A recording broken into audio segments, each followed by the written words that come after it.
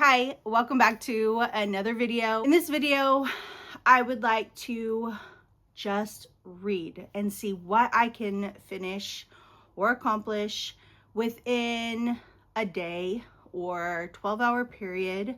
I have this general idea. It's about 8:55 right now in the morning, and I'm showered, I am fed, and I just want to read. I blocked off this whole day to just sit and read. In the month of May, I read audibly 3 books, and it's fine, but for me, I usually read like 10 audiobooks and at least get like 1 or 2 physical books read with my eyeballs. But that tells me that I am on the verge of like some kind of mental breakdown, that I have some stress going on because I don't even have time to escape the stress, and therefore I'm not acknowledging it. It's always a balance because I'm either reading too much, which means I'm under too much stress and I'm trying to avoid it, right? Or if I'm reading too little, that also means that I'm like not doing quite well, because I really need a balance. I need to make sure that I am reading a good number of books. There's not like a number in my head. I just know when everything is going fine, I have a good maybe 5 to 7 books at least that I am in the middle of or working on. And it was a really weird month, but there was nothing like overly stressful, like nothing to pinpoint the problem. It just is my own brain. Anyway, so with all that said, I looked ahead in the month of June and I was like, I'm blocking this day off. We are doing nothing. I told my family I am just going to lock myself in my bedroom and just read. And I'm seeking that like physical that physical reading experience where you just sink into a good book and everything else melts away. That is what I'm looking for. So here is what I have picked up. The first one I want to read is going to be the Grimoire Grammar School Parent Teacher Association. And this is about a parent who, her kindergartner is bit by a werewolf. And so they are whisked to this magical school for supernatural beings. And the mom is just kind of trying to navigate mom life, but in this new way. And I think this is going to be so much fun, because if you're a parent, you know that being a parent alone, it has so many layers. It's so difficult and rewarding. But to also be dealing with this supernatural level sounds like so much fun, and I'm hoping that this is going to be just a wonderful, cozy time. So that is my first read. If I finish this, which I should be able to, then I'm hoping to pick up Cursebound, which is the second book, the first one being Feybound. I love this because these are like actually color, like they complement each other. And so I think that's really cute. I didn't mean to, but I really like that idea. But I'm really excited to pick this one up. It is only about like a little over 300 pages. I don't know. There is a possibility I could finish them both. I did finish Feybound in like, I don't know, 3.5 hours when I read it. So it is very, very possible, but really it just depends on my own mental capacity. Like, am I focusing? Am I engaged? What, it's really mostly me. And then I am like 45% through Quicksilver. And so if I have time, I might pick this one up. But I will tell you, this is not doing well. I'm a little bit bored, and I think it might be my own brain. I can't quite blame the book because I did start this in May, and as I just told you, my brain is just not, it's not engaged. It wasn't engaged. We're not going to talk about May brain because we are now in June. So I'm hoping that, you know, in June I will be more interested. I did really like the main character. It started off very strong, but then once she gets to this new realm and stuff is being introduced, I found myself losing focus, and I can't tell if it's a me problem or if it's the book, but I'm going to say it's me. And I'm not going to give up on this. This was a gift for my birthday, and I'm going to finish it at some point. So I don't know if it'll be in this video, but I wanted to introduce it. And then there's always an option to read my Kindle. Isn't this case so cute? Yes, so cute. I do have Kindle Unlimited, so, and a ton of books on here that I always get on like the $1.99 sales from the BookBub. So it is possible to pick up something from there, but honestly, I think if I finish this one, I will feel like this video is a success. If I finish this one, then I was just like super amazing, and no matter what, I will be happy to like sink back into reading. So let's just, you know, get some coffee, get some water. I have my big cup of water, and get cozy.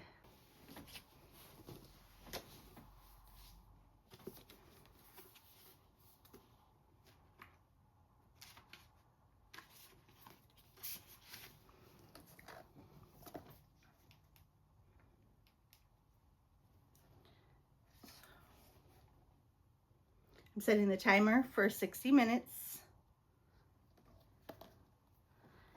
and I will check in a minute.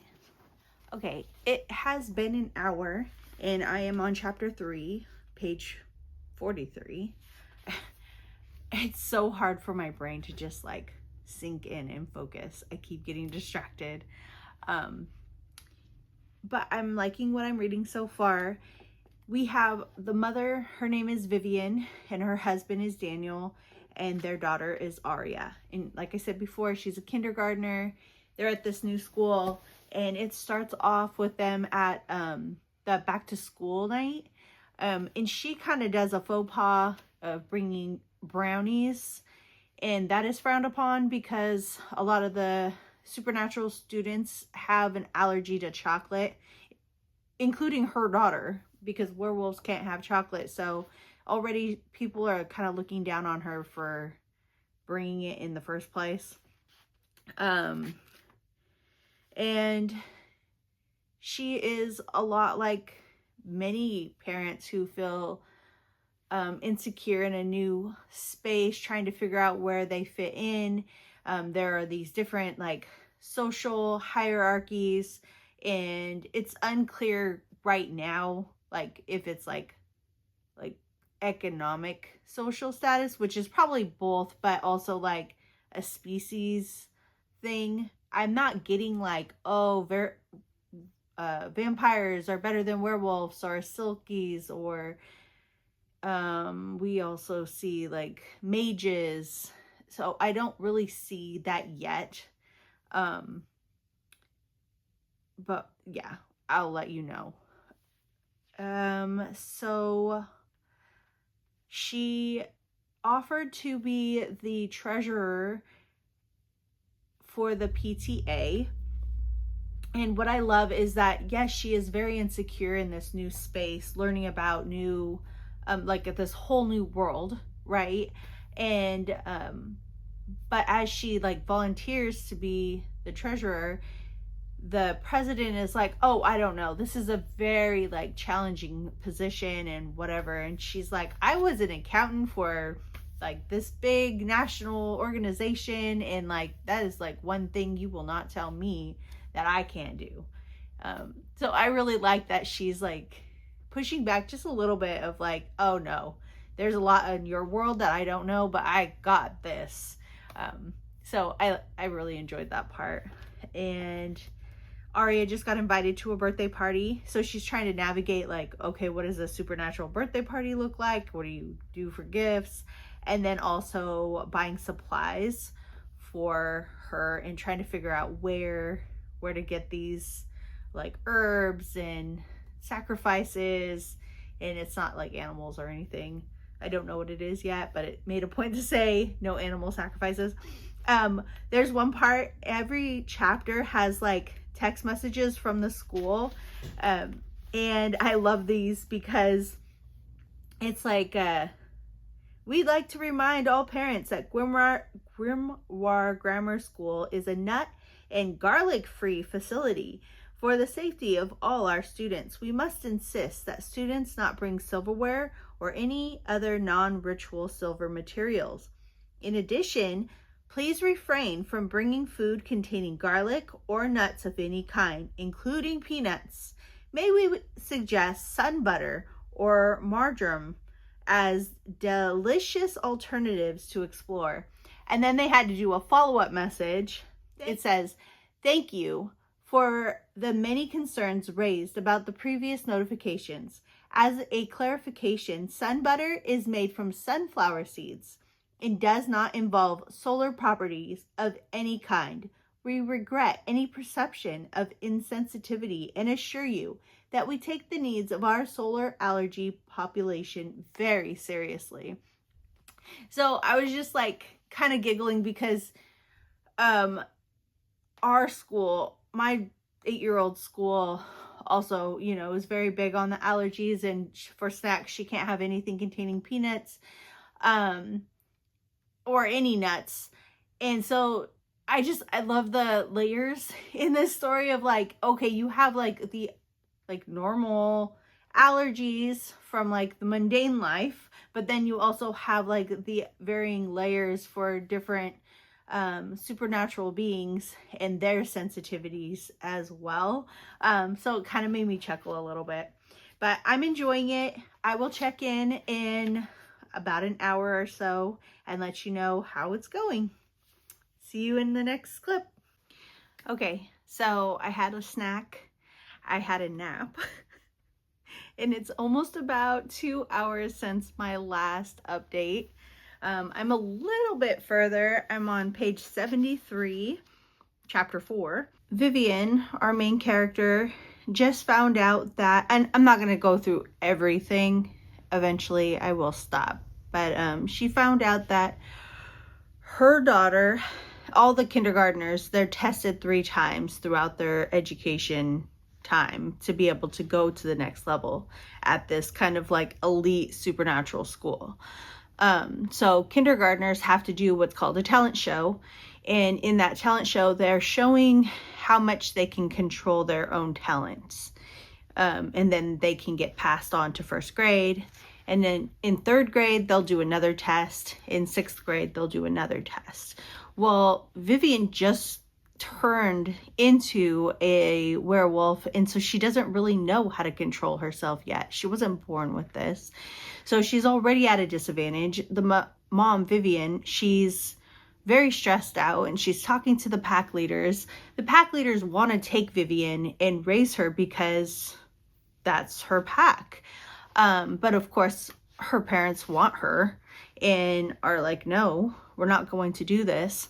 We have another kind of like side plot as the dad is part Japanese and understands what it's like to live in different worlds where he doesn't really fit into either one of them. And his mom would send him to Japanese school and to learn the culture and to kind of have pride in who he is. It didn't work because he wasn't part of their culture. He didn't grow up with their customs.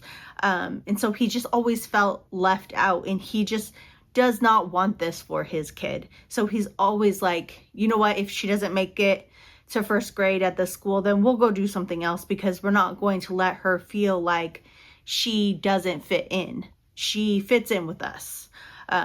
He is like I do understand where he's coming from.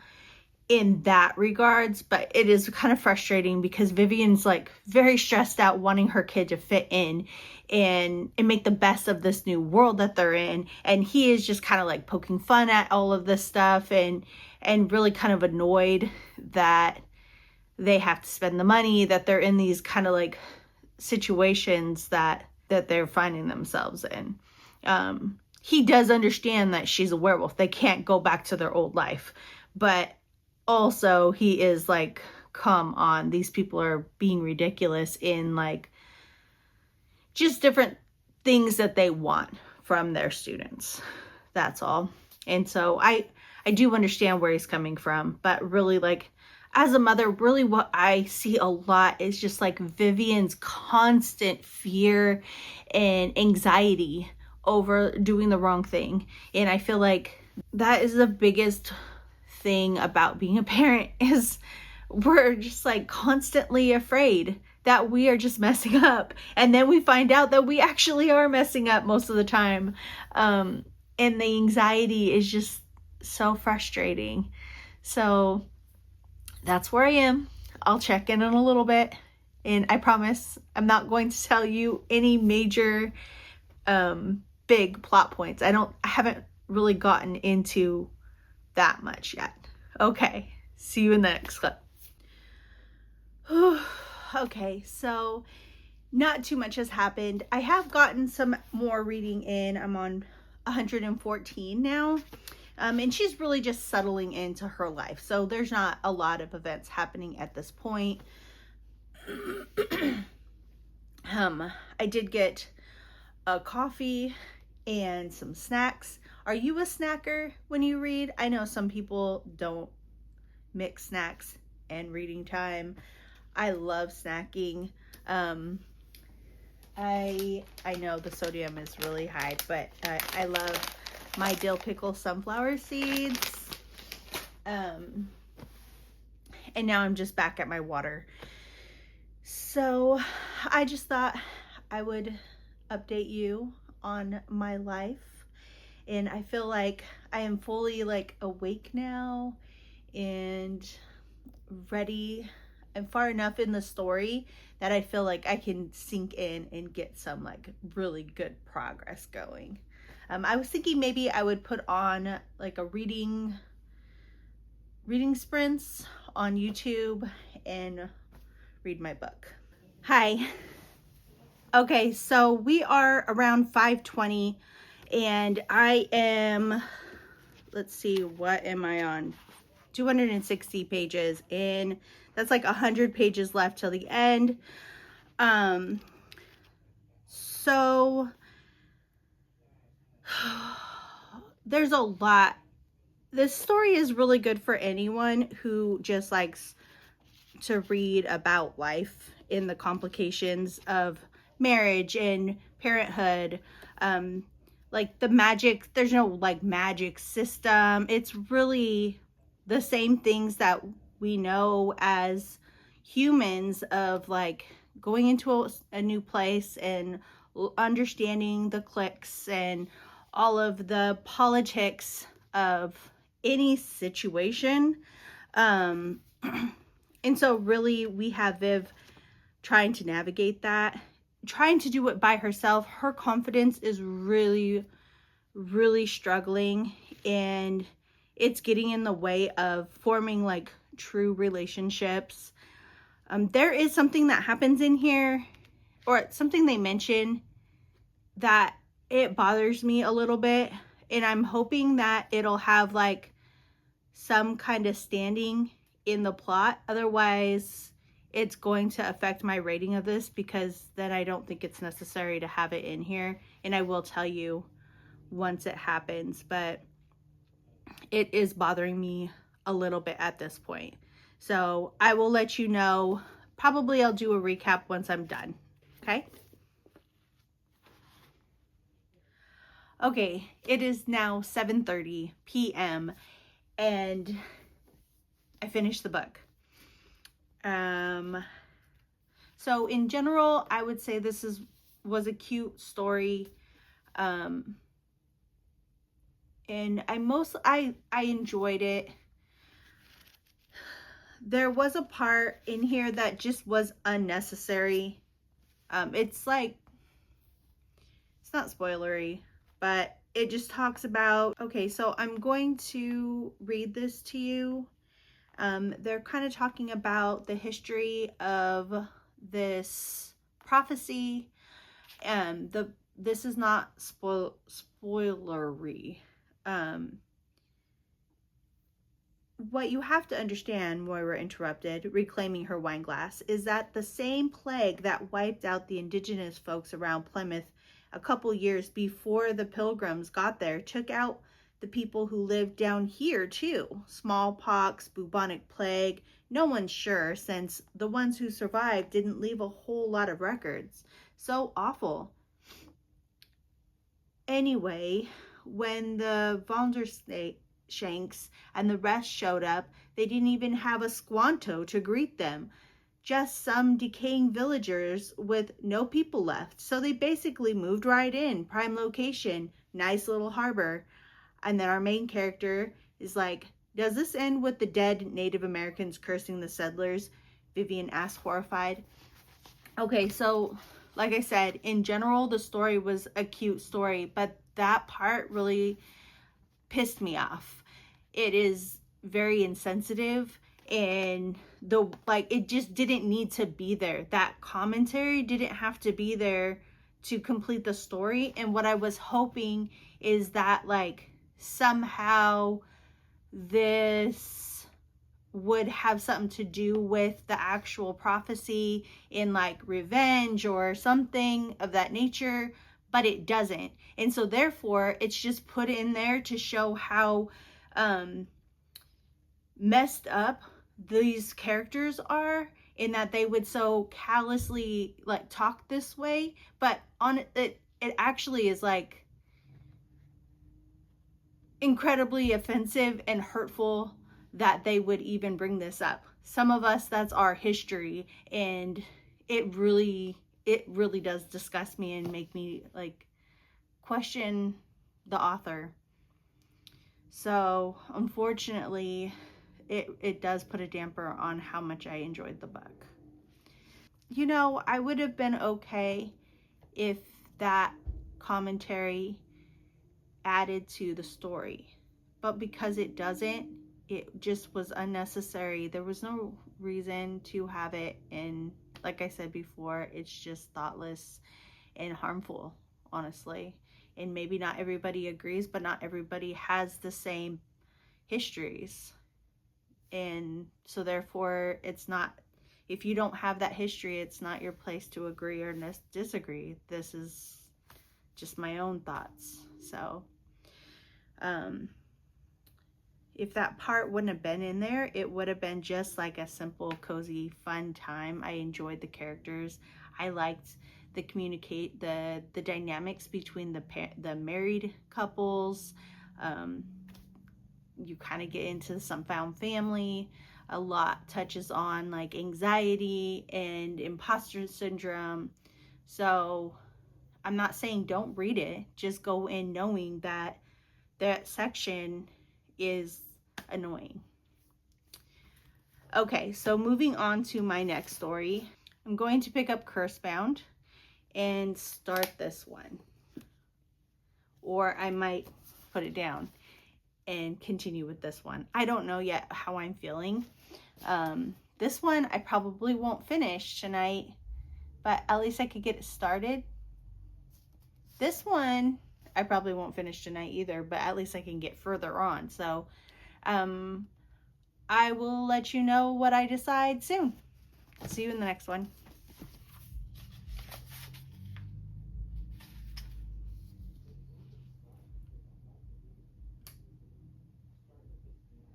Okay, it is 9 o'clock, 9 p.m. It is the end of the day, and I may continue reading, or I may just like kind of start trying to make myself get tired. I got, let's see, I did really well in the hour that I read this story. I got 62 pages in. I ended on chapter 7. What I really liked is that it has like a recap in the form of a journal. So that is always nice because I did remember kind of what happened, but there were definitely some things that were recapped that I was like, oh yeah, that is an important detail. So yeah, I'm enjoying it so far. It's really fast read. Like I said, 62 pages in an hour is pretty easy to get. Like, that was great. I could have probably finished it tonight if I want to push it, but we'll see. I don't know. But I hope you enjoyed this video. I was able to finish the Grimoire Grammar School Parent-Teacher Association and start the Cursebound in one day. I'm pretty happy with it. As I was saying earlier, just sitting and reading physically with my eyes is something that I haven't given myself time to do, and I could really feel it within my like mental well-being. Something I need to make sure that I leave space for in my busy schedule.